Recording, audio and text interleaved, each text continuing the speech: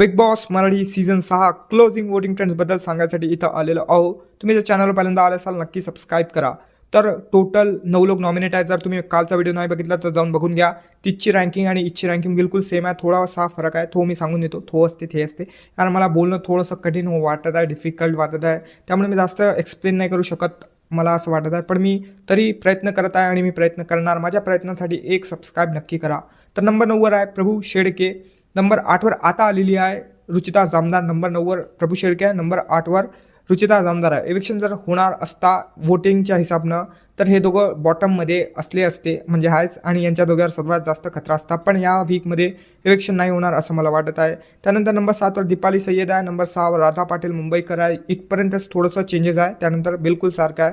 Number 5वर Anushree Mane. Number 4वर सागर करंडे.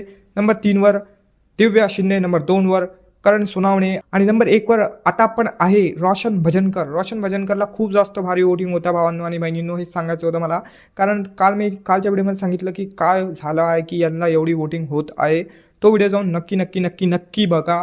आणि मी इथं ranking म्हणजे वोटिंग ट्रेंड सांगून दिलेले आहे. बस आता यापेक्षा जास्त मी बोलू नाही शकत. Take care, bye bye. Subscribe नक्की करा मात्र, हे मला बोलायचं आहे. Take care, bye bye guys.